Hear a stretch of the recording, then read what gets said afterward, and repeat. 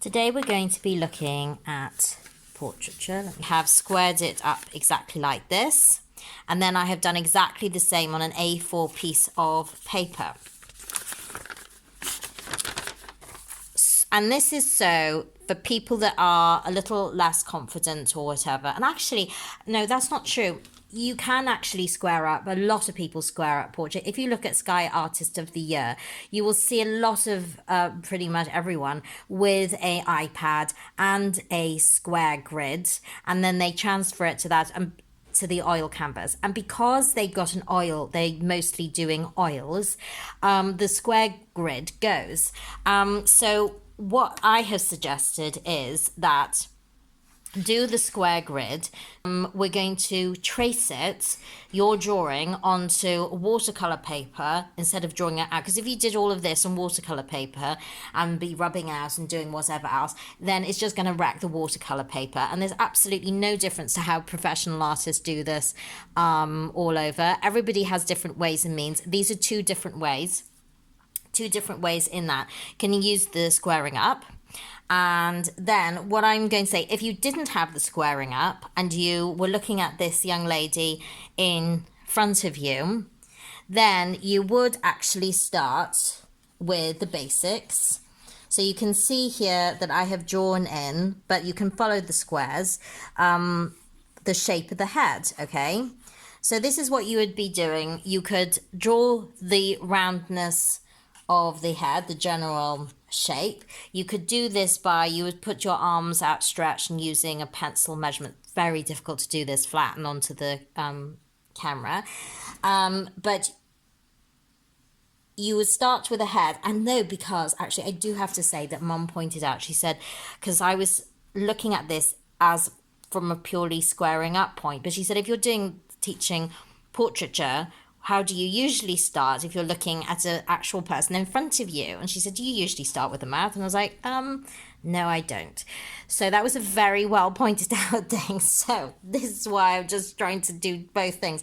So what I would usually do if I've got somebody live in front of me, a live person, is I would get the shape of the face. I would get this, the hair as well. And we'll do that later. And then what I would actually do is I start with not the eye, not the mouth, but the eyes. And what you can actually do is go across here. And so what I would do is I would put, whether you're doing this live, whether you're doing this squaring up, I would just put nose. And then, so you've got lines going across here, and then you've got where the eyebrows should be here. So you're starting to get your proportions in of where the eyes and everything should be featured. My biggest tip to you is don't worry about it at the moment being exactly, you're not expecting it to come out looking like a photograph. You're just trying to get the basics in. You can tidy it up afterwards if you wanted to. You can actually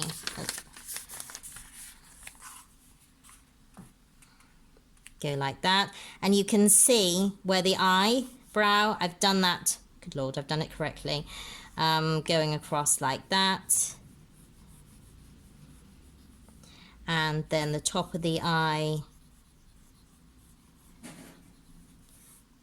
and the little ear tear duct. And the best way of looking at the eye is around the eyes. You see those little white bits here?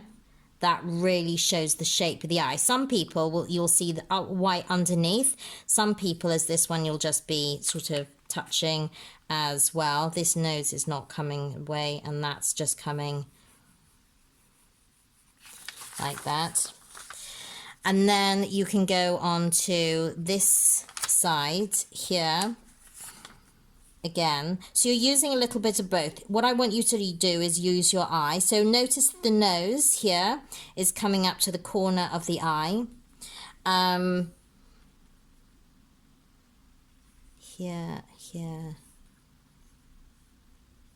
And even though there's not a strong bone, the nose, there's no bone, it's just made of cartilage, you want to put a very light line of where the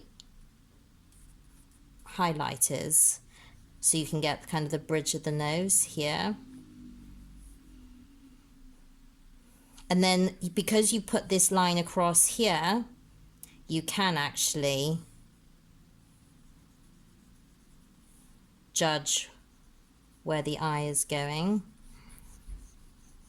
And everything you're developing, you're looking at the relationship between the eyes. So this is where the eyebrow comes here. So we got this eye here. And again, this line across here will make sure you don't go off. Oh, this is very true. This is slightly 3/4. So this face side will be slightly wider than this. So many people tend to do this as wide as that. It is not, it is slightly 3/4. She's turning away. You can see more shadow down this. It's very, very important to remember.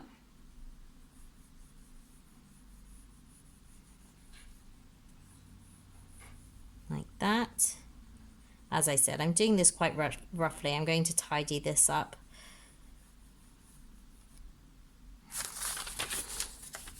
But you can actually see it coming here now.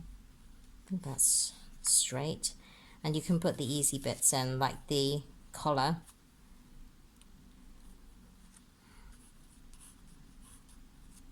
That's higher.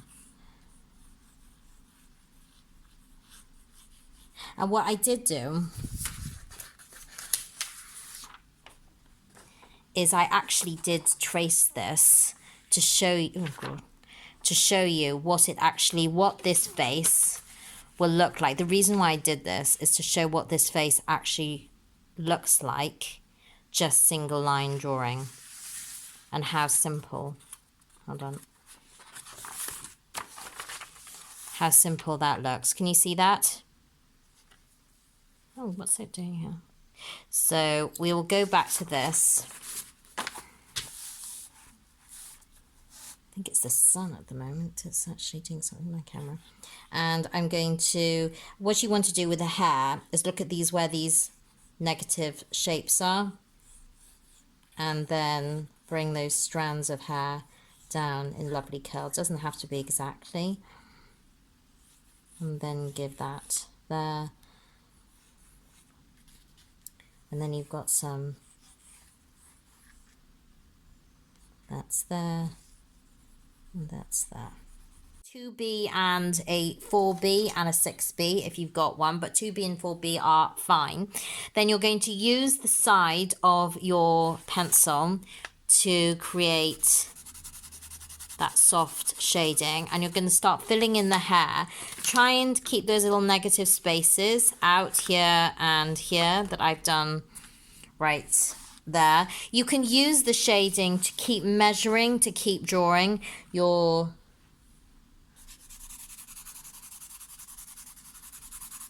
portrait. Can you see how I'm using the side? So I'm holding the pencil. Some people find this quite difficult, challenging, because they're not used to holding a pencil like that, to use the side of it. But honestly, please keep trying. Where there's light on the cheekbone. Can you see that triangle there? So be mindful. This is the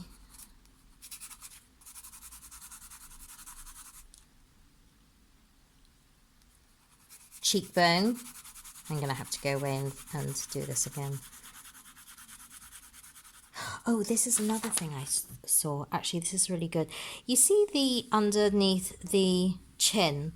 You always get a slight light, reflective light coming up, maybe from the neck or something, you know, so always look out for that. So when you look at Rembrandt, you'll see Rembrandt always had like a triangle of light here, and you can see that triangle of light here, and then the bottom of the lip, there's lighter there, the darker, obvious. Can I just say, I'm going to go through rules. I'm not going to say it every time, but these are general rules, and obviously not true of every time. You know, of everyone.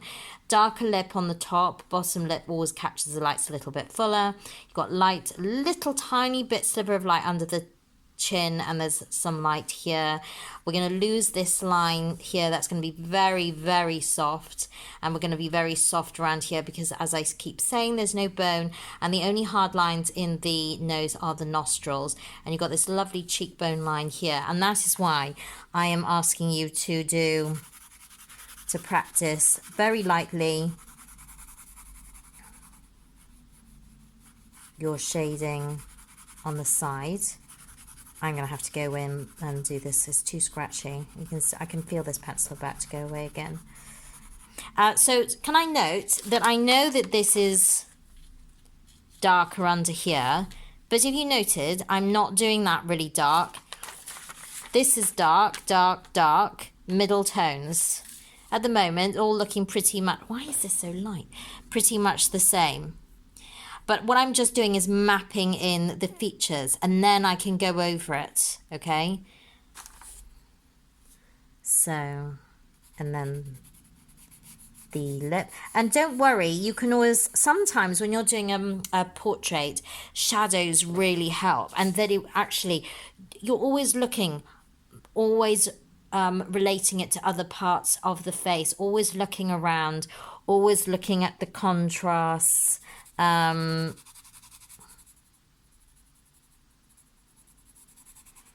this is where I think my pencil rubber is going to come in very handy.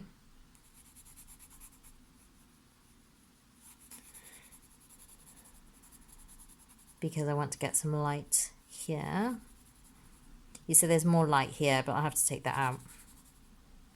And there's more. So this is spherical, and you need to have this eye here. You can see the light here. I'll have to take some more light here. You can see there's a light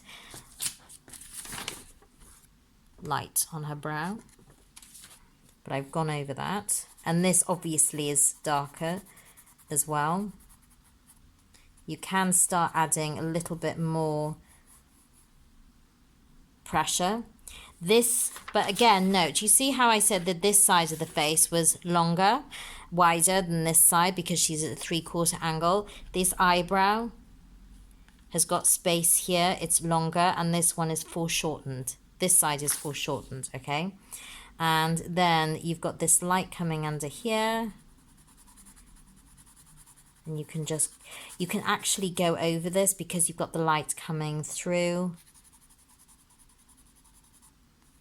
And my point is, and this is also another thing, and I think I'm going to have a problem with a lot of people with this, is that you're mapping things in and you're not putting in the detail straight away. Oh, I don't know, it's coming on all right, isn't it? The lines, the mouse a little bit hard, but we won't worry about that. So you've put in the lighter middle tones with 2B. I've now moved on to a 4B, and I'm going to start working on the darker tones. Now the darker tones are on this side, and these slightly lighter tones. What you can see from here is, let me just, a minute, is that this on the photocopy looks much darker here. Sorry about the bike. And then this. Can you see that? But we're just going to go for this. But just remember that when you do get a photocopy, or in fact sometimes a photograph, it does darken the tones. You can see that actually quite extreme here as well. But it's still a little darker tones around, but not block. So actually, that's quite good because you can see this is actually cutting out a lot of the detail. And so it's giving you some artistic freedom, and it doesn't, it's helping you kind of block it in and simplify it. Or you can look back at that and, put in the darker tones. And so if you're not sure about using more pressure, start at a bit that's not so important by the side of her neck, so you're not, and then what I would just do for the drawing, we won't do this for the watercolour, is just put in the darker tones here. Actually, I haven't put this in, have I? Oh.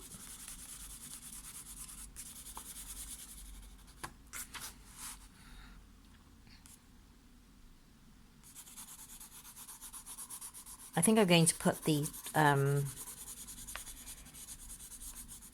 colour photocopy to one side, because actually it's giving a completely different view. And what this will help you with you next week is it'll give you a sort of a sketch of, one, you'll actually be you'll be familiar with the subject, and two, you'll have the tonal, even though you're working with colour, you'll be more familiar with the tonal values. So you can just work. And I'm still using the side pencil. You can, of course, use cross-hatching if you want. And for example, here, you don't look at sort of hairs individually. You're looking at blocks of colour, sort of tone, dark, medium, light, and that means more pressure going to light pressure. And then you can, and then if you want to, now again, I don't want you to do too much detail, but you can start putting in little hairs or some, you know, the odd bit like that to kind of help you get into the picture.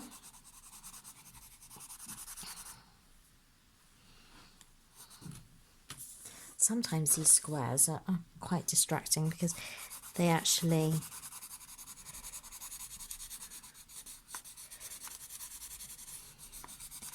I'm not going to do a lot here. I'm going to work on this afterwards because it's not so important. So I'm just going to do that bit for you. But what I want to do is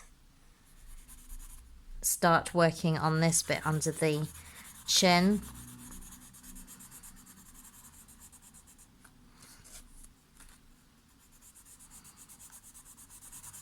Again, you're still always looking at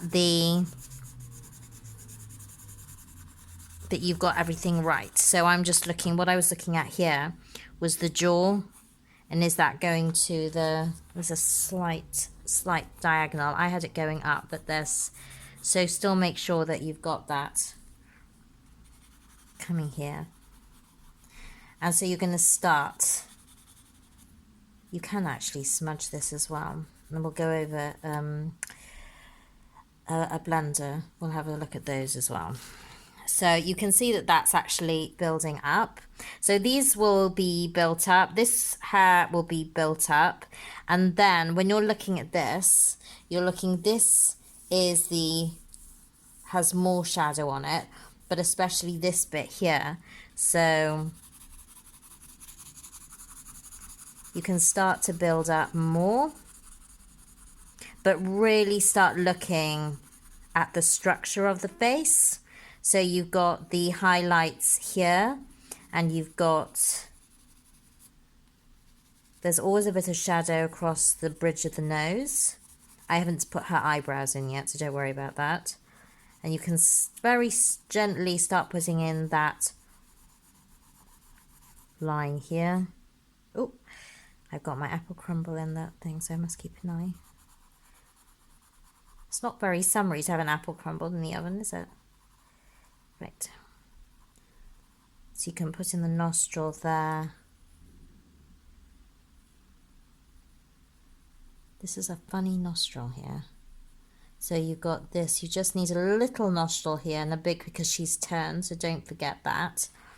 And then using the point of the pencil.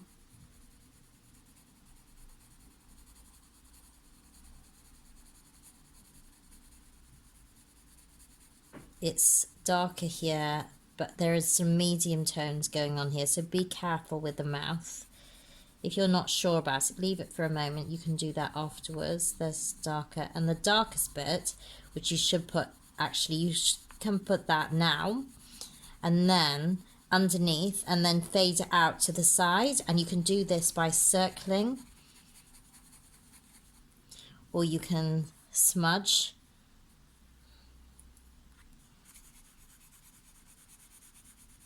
And there's a little bit of light on there. I don't know why this is so light at the moment. I'm sorry about the lighting. I'm not getting the... If I move it like this, now it looks completely disproportionate. But you're getting the shading that I'm doing.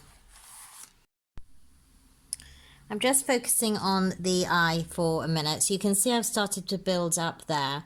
Now, what you really don't want to do is when the light is going from the left to the right, you do not want circles here of light. I know that on this, there is a bigger bit of light than this. That's important to note because you've got more light coming on this eye than that eye. So that always, but I personally would make that light even bigger, and also make a little tip from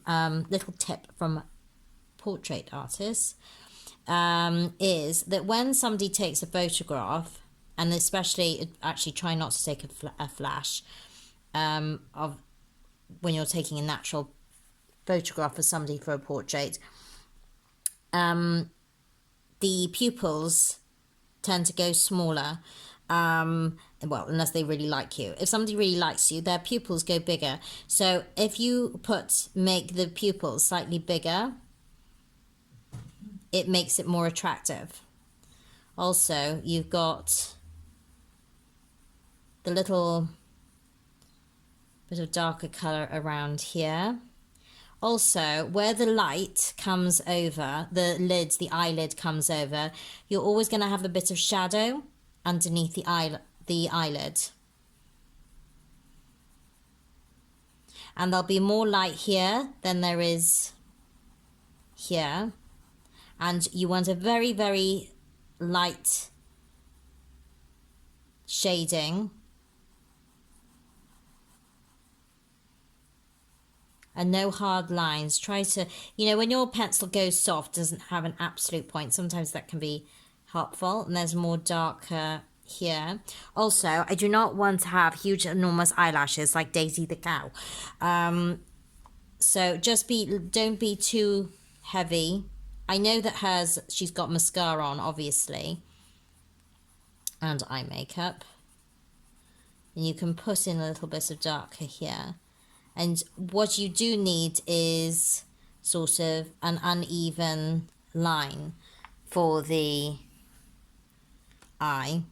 Actually, I've kind of lost this highlight here, haven't I? I've lost the highlight of her eyeshadow. I'll have to go back in, of her eyelid. I'll have to go back in and get that back out.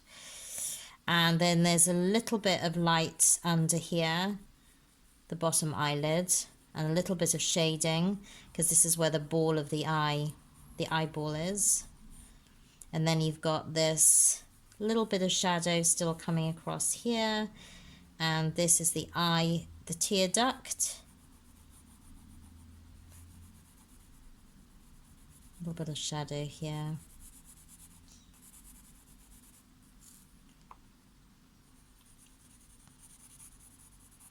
You can still start building up colour.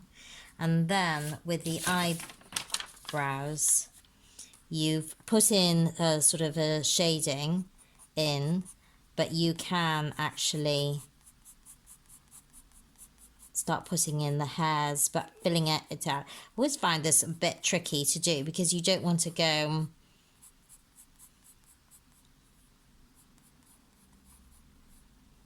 to fill in it exactly. I think I've got that wrong, actually. I'll have to check that. No, it's all right.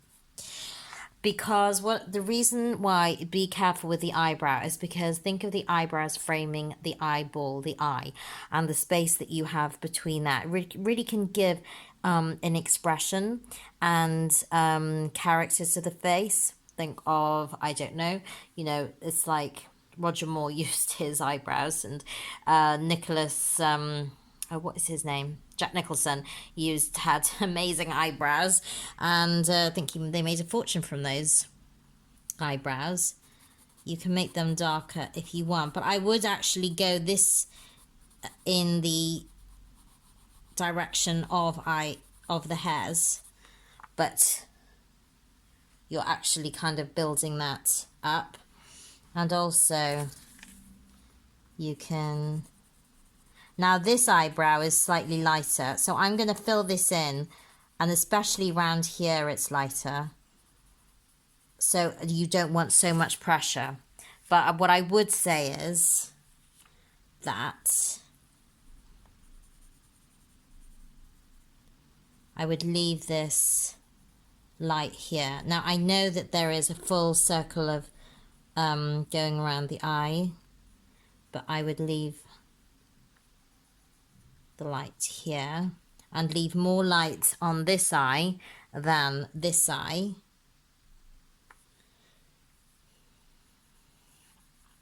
And you can just put a little bit of shadow under here, but not too much.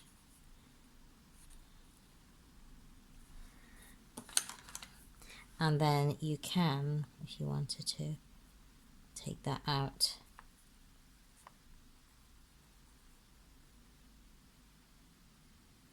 You can take that out altogether. I've taken out parts of the eye altogether. It's like hitting the, if you're hitting the light completely. And also, you can, I would like to get a little bit more light on here, because the light is hitting here.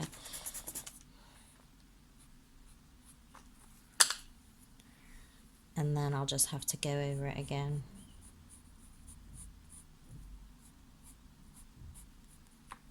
And I wouldn't be specific. Can I just say, if you see the eyelashes quite clearly, okay, it really depends on your style, because if you're going to be photorealistic, well, great.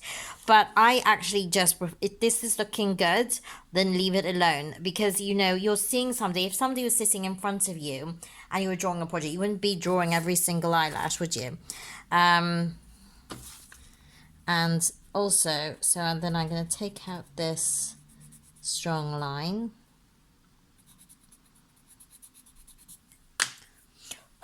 Like that.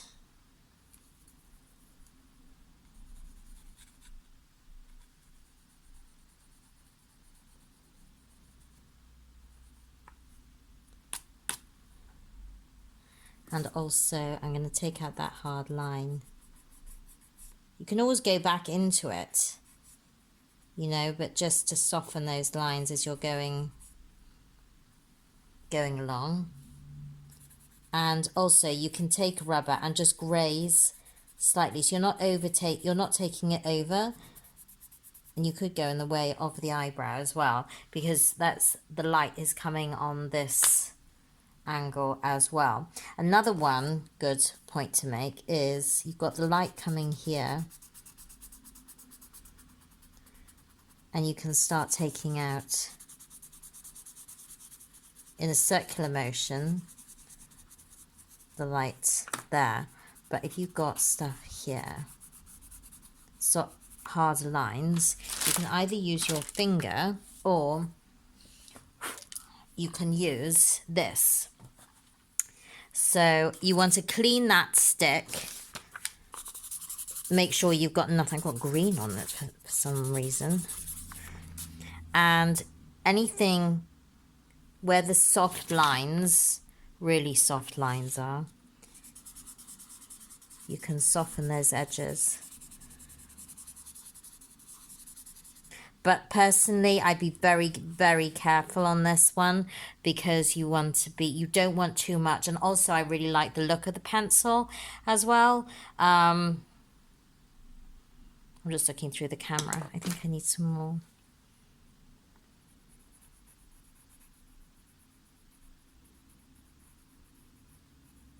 Isn't it funny how you look through the camera and you think,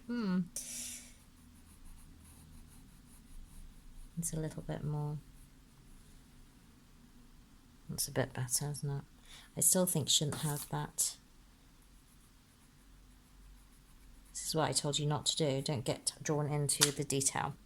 I finished this as it is. The last bit that you want to do, you've got the eyes, the nose, the mouth, you've got all the highlights, the lights coming from the left to the right. Finish as much as you can, but what I would focus on is get the drawing out, get the drawing in the proportions that you're happy with. Try and get as much shading in as you can. You don't have to do all the hair because that will take you some time. I really like drawing hair, but I haven't had time to do it this week, but I've just sort of, and I'd like to move on to the watercolour. But I have wanted to get these shapes in and, you know, look at these negative shapes here. Also, what you want is,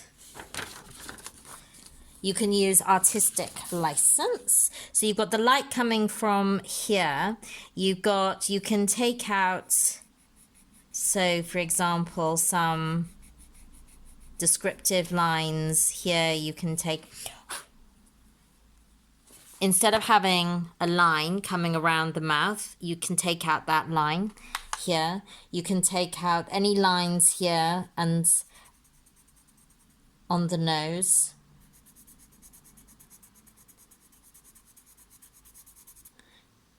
Here and here. Now you could take out that. Can you see that line here?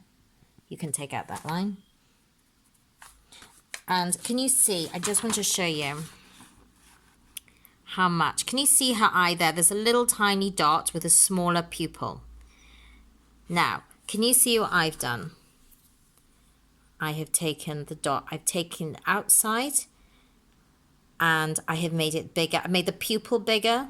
But I've also broken up the outside of the eye. The actual name has just completely left me. And I've taken that line out here. So it really, really does show that the line is hitting. I've got the eyebrow here. It's lighter here and going darker here. You've got a little bit of shading here as well. And some softer lines here and here. You can soften that even more if you want. And also what's really interesting is that what I want you to do is go to the mirror, scowl, smile, and have like a, you know, just your natural relaxed face, but also see how it moves your face. See how it moves your cheeks and your eyes and your eyebrows as well. So when somebody has a facial expression, so this is very classic, very, you know, very tiny, maybe a teeny tiny smile, but mostly in a relaxed mode.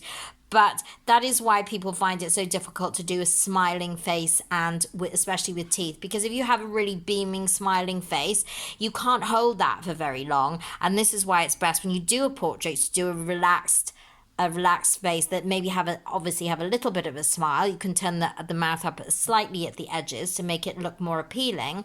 But actually, if you really want it to look natural, to look like you've actually been there drawing the person, and if you're able to if you're taking photographs of somebody for portraiture, try and get them in a more relaxed pose, something that they can hold for a long while. Rather than something that's like a quick snap that they're beaming.